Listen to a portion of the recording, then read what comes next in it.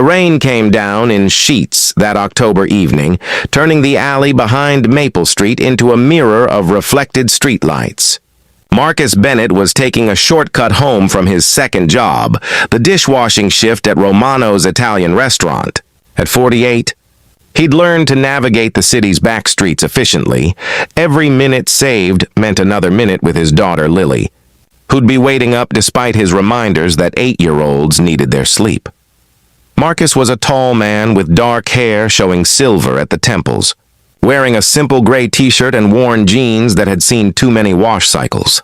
His work boots splashed through puddles as he hurried through the rain, thinking about the permission slip he needed to sign for Lily's field trip and whether they had enough groceries to last until Friday's paycheck. That's when he heard it. A woman's voice. Tight with pain and fear. Please don't hurt me. I can't walk. Just take whatever you want and leave me alone. Marcus stopped dead, his heart suddenly pounding. The voice came from deeper in the alley, near the brick wall where the streetlights barely reached. Rain obscured his vision, but he could make out shapes, someone sitting on the ground and 2 figures standing over them. Every instinct screamed at him to keep walking, to call the police from a safe distance. He thought of Lily at home, of how she'd already lost her mother to cancer 3 years ago. What would happen to her if something happened to him? But then the woman's voice came again, breaking, Please, I have a daughter. I just want to get home to her. And that decided it. Marcus moved forward, his boots loud on the wet pavement. Hey, back away from her! The 2 figures, young men in dark hoodies, spun around. In the dim light, Marcus could see they were barely more than teenagers, maybe 19 or 20. One held a woman's briefcase, the other her phone. Walk away, man, the taller one said, his voice shaking slightly. This isn't your problem. Can't do that, Marcus replied, continuing to move closer. His heart hammered, but his voice stayed steady. The same calm tone he used with Lily when she had nightmares. You're going to leave, now, and you're going to leave her things. The stockier one laughed nervously. Or what, you gonna stop us? Marcus was close enough now to see the woman on the ground. She wore a mint green business suit, now soaked through with rain. Her blonde hair was plastered to her face, and she sat with her legs at an awkward angle against the brick wall. Behind her, about 10 feet away, Marcus could see a small figure in a yellow raincoat, a child, maybe 7 or 8, frozen with fear. The sight of that child in the yellow coat, the same age as Lily, sent a surge of protective fury through Marcus. Look at me, Marcus said, his voice dropping lower, more dangerous. Really look. I'm a father. I've worked construction, warehouses, and kitchens for 20 years. I've lifted, carried, and fought exhaustion every single day to provide for my daughter. He took another step forward. And I'm telling you right now, you're not going to hurt that woman or that child. Not while I'm breathing. Something in his voice, or perhaps something in his eyes, made them hesitate. These weren't hardened criminals. They were scared kids who'd made a terrible choice. We just wanted money, the shorter one said, and Marcus could hear actual tears in his voice. We didn't want to hurt anyone. Then don't, Marcus said simply. Leave now. Leave her things. Make a better choice. For a long moment, nobody moved. Rain poured down between them, and somewhere in the distance, a siren wailed. The taller one dropped the briefcase. This is crazy. Let's go! He grabbed his friend's arm. They ran, their footsteps echoing off the wet brick, leaving Marcus standing there with his heart still racing and his hands shaking with adrenaline he'd been holding back. He immediately turned to the woman. Are you hurt? Did they? I'm okay, she said quickly, her voice still trembling. I'm okay, but I can't stand up. I have a spinal condition. I can walk short distances, but I fell, and now... She gestured helplessly at her legs. Marcus knelt down beside her, careful not to crowd her. My name is Marcus. I'm going to help you, okay? Is that your daughter? The woman's face crumpled. Yes, Sophia, she's 7. We were working late at the office, and I thought the alley would be faster. She started to cry, the fear and shock finally breaking through. It's okay, Marcus said gently. You're safe now, both of you. He looked over at the little girl in the yellow coat. "Sophia, can you come here, sweetheart?" "Your mama needs you!" The child ran forward, throwing herself into her mother's arms. Both of them were crying now, and Marcus felt his own eyes grow hot. "Can you call someone?" he asked. "Your husband, or—" "No husband," the woman said, wiping her eyes. "Just us. And my phone. They took my phone." "Use mine," Marcus said, pulling out his old flip phone, the cheapest plan he could afford. "Call whoever you need, and then I'm going to help you get home." The woman stared at him through the rain. "You—" "Why would you do that? You don't even know me." "You said you have a daughter," Marcus replied simply. "I have one too. She's 8. Her name is Lily." He smiled slightly. "I'd want someone to help her if she needed it." The woman's name was Catherine Wells, and it turned out she was the CEO of a major marketing firm downtown.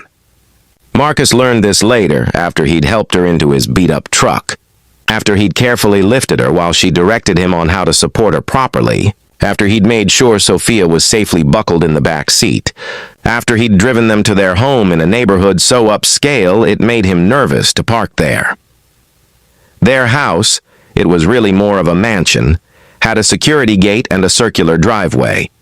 Marcus helped Catherine to her door, carried Sophia when the little girl's legs gave out from exhaustion and fear, and waited while Catherine disarmed the alarm system with shaking hands. "Please," Catherine said, leaning against her doorframe, tears still streaming down her face. "Please come in. I need to thank you properly. You don't need to do anything," Marcus said gently. "You just need to take care of yourself and your daughter. You've both had a terrible scare." "At least let me get your contact information," Catherine insisted. "Please, What you did tonight. You could have been hurt." "You could have." "I did what any decent person should do," Marcus interrupted. "What I'd hope someone would do for my Lily." But Catherine was persistent, and eventually Marcus gave her his phone number, mostly to reassure her. He didn't expect to ever hear from her again. People from her world didn't mix with people from his. That's just how things were. 2 days later, his phone rang while he was making breakfast for Lily before school. "Mr. Bennett? This is Catherine Wells. Could we meet? I'd like to talk to you, and I'd like Sophia to see you again. She's been having nightmares, and I think seeing that you're okay might help her understand that she's safe." Marcus hesitated, thinking of his schedule, the construction job, the evening shift at the restaurant, the endless juggling of bills and time.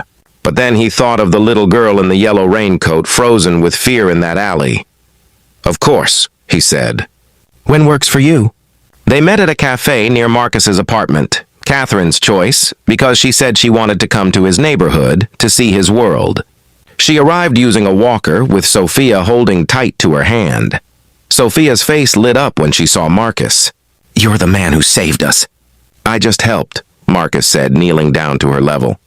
"You and your mama were already brave. I just made sure you stayed safe." Over coffee and hot chocolate for Sophia and Lily, who Marcus had brought along, Catherine explained more about her condition. She'd been diagnosed with degenerative disc disease 5 years ago. Most days she managed well. But stress, exhaustion, and falls could leave her unable to walk. "I've been CEO for 3 years," she said softly. "I've worked so hard to prove I could do the job despite my disability." And that night, I felt so helpless, so vulnerable.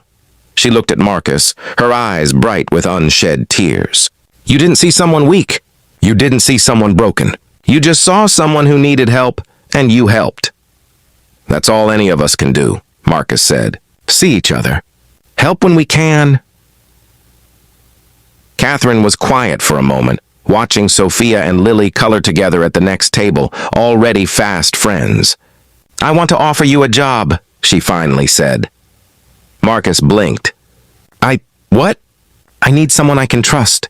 Someone with integrity. Someone who makes the right choice even when it's hard." Catherine leaned forward. "I need a facilities manager for my company, someone to oversee security, maintenance, make sure our buildings are safe.